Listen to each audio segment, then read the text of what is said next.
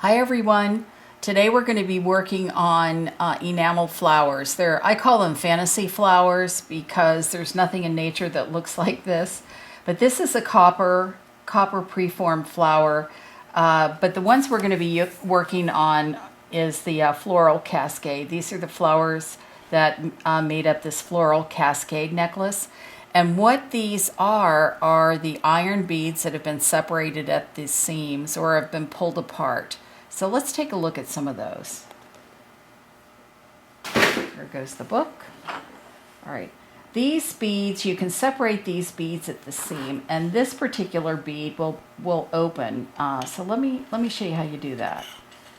So what I do is I just kind of take the heel of my hand and I just press down, and that separates the bead.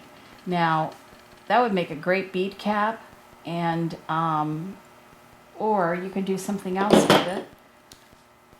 You can pull these little petals open, and I'll show you how to do something really neat with this when we get to enameling compound beads. But this is just to show you that that simple bead can become something like that. And I think those could be cool earrings. And now you've got two of them. Instead of one bead, you've got a pair of earrings right here. Let me show you this. David, can you get a close-up of this? This is how the one end looks. That has a normal appearance. But on the other end, you see this little tab right here. I don't know if you can see that. There's a little, you'll see it when I start to pull this open. Just take my pliers, and I find a spot in here where they'll fit. Oh, come on now. Okay, and I start to pull this open. Now you can see that there's a tab right there, and that's how that bead comes together. You have 4 quadrants that fold in on themselves. So if I pull these apart, now we've got a different shape flower.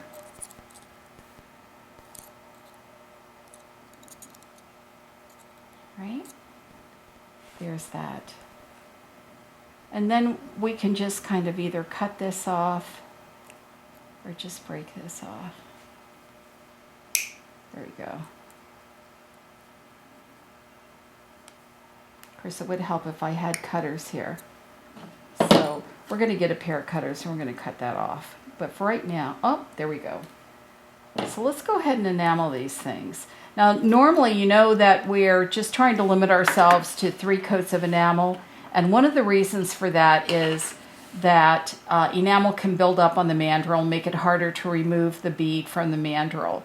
But with these, what we can do is we can enamel the 3 coats of enamel the bead with 3 coats to cover up the dark metal. And then what we can do is start getting a little bit fancy with the lower edges here. So you can dip that into enamel all day long, and you're not going to have a problem removing it from the mandrel. So let's go ahead and get started. The colors we're working with today are 1208 Cream, 1750 Orchid, and this is 2838 Red Transparent. Transparent, start with the number 2, so you know that that's going to be a transparent. So you just thread this like you would a bead, a normal bead. Let's go ahead and get the torch lit.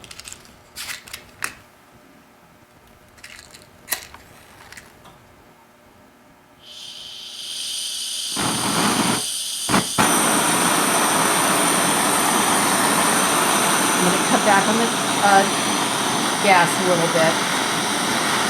So we're just balancing this on the mandrel. Get that part again. We're going to cover that up. It's going to be, by the time we end up with 3 coats of enamel, this is going to be completely covered up. Let's move it down a little bit on the end of the mandrel.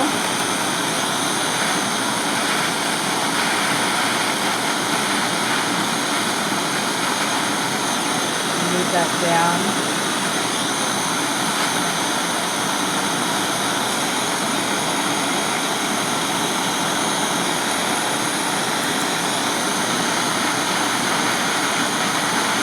Okay, and let's get an extra coat along the lower edge so we don't get any, it doesn't start to look charred.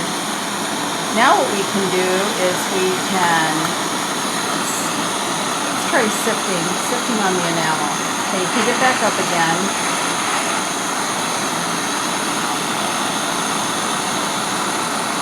So that's still going to allow the cream color to show through.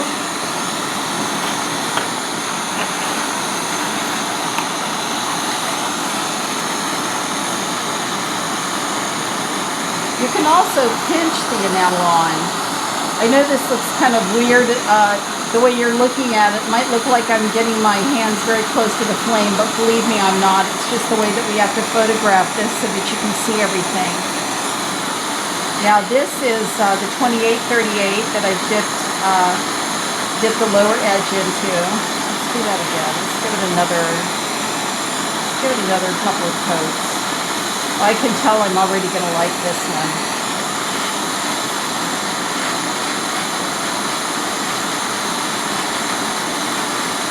Very nice.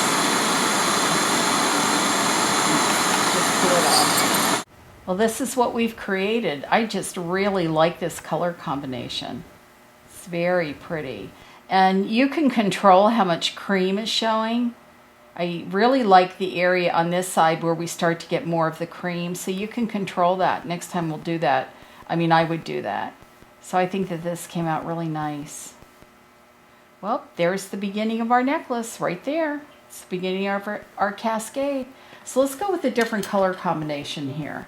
This is one of our favorites in the studio. It's something we've called Caribbean Green.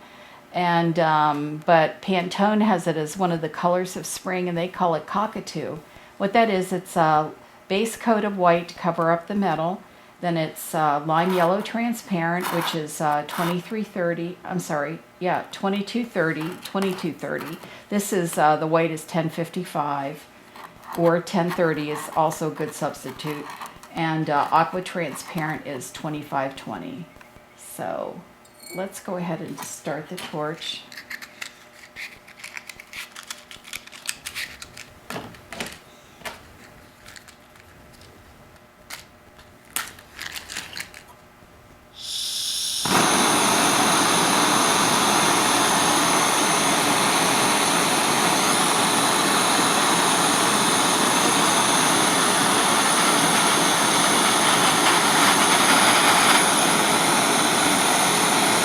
So we're heating this up until it glows. I had a little trouble getting that covered, but you get, as many attempts as you need to do that.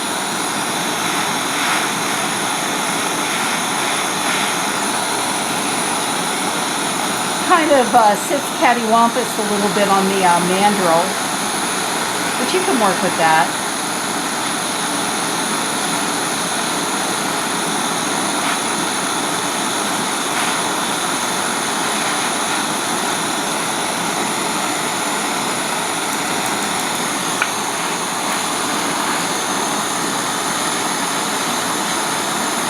So we're just waiting till we see the enamel has a full fuse and that it's glistening and shiny. There's our one coat of lime yellow transparent.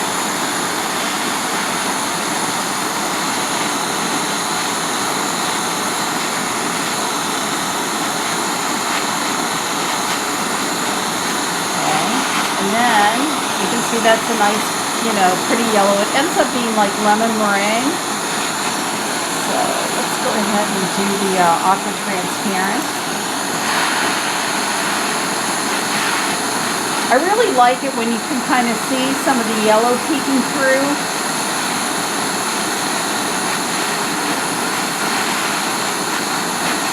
That's what's really neat about transparent.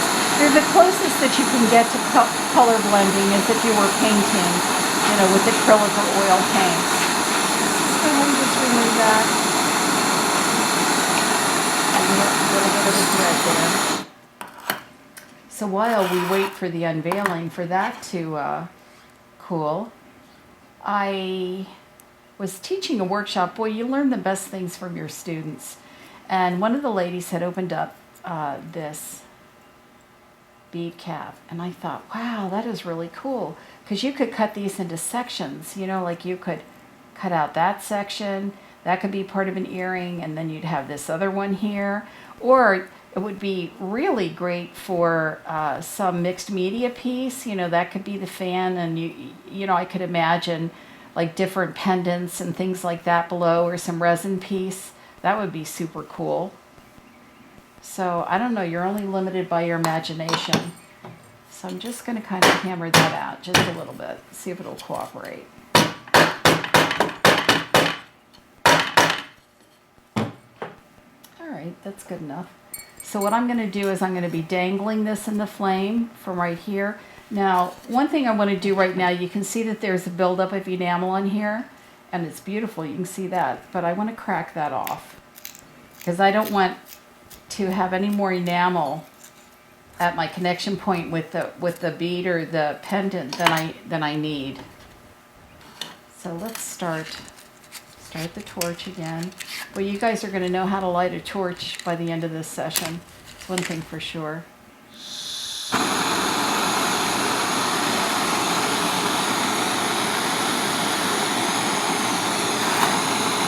Now these are kind of delicate. Remember the bead cap, so we're just gonna try to get a coat of enamel on here without burning up that lacy scalloped edge. And it's kind of blowing, you know, I mean the air from the air and gas is blowing it around a little bit, but we'll work with that.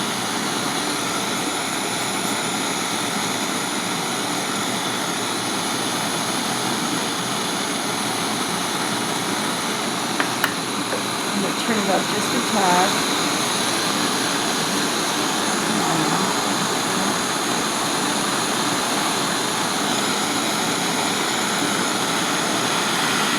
Now it's stuck on the mandrel, so I can heat up this resistant edge over there. It's hard to get heated.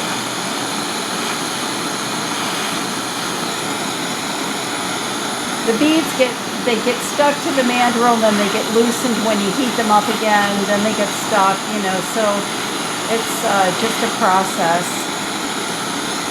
So you can see that it appears that we've given it many more layers in 3 coats, but we really haven't, because we haven't been able to adequately heat the whole piece at one time. So we're just really kind of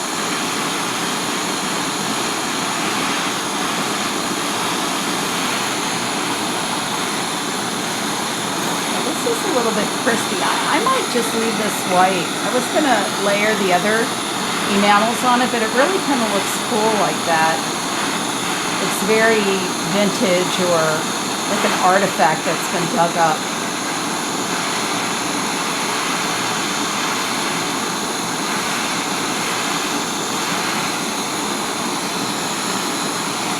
Okay, there's a lot of enamel built up around the mandrel. I don't know if you can see that or not. So I'm going to remove it by pushing it through. Let me sear off that enamel right there.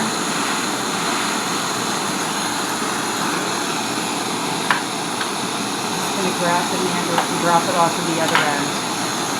So let me heat this up.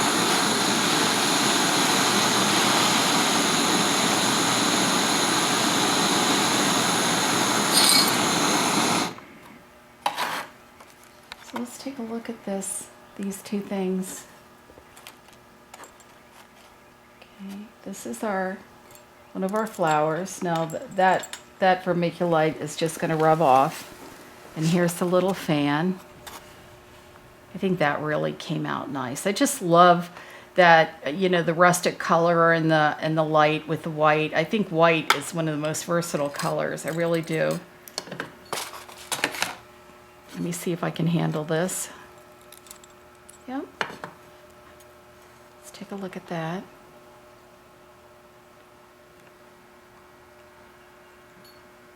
I think that came out really nice. I like the way that you can see some of the yellow shining through underneath the aqua. Very pretty. Let's test this thing out. So there you go. Can't wait to see what you guys do with these things. Thanks a lot for being with me today. Bye-bye.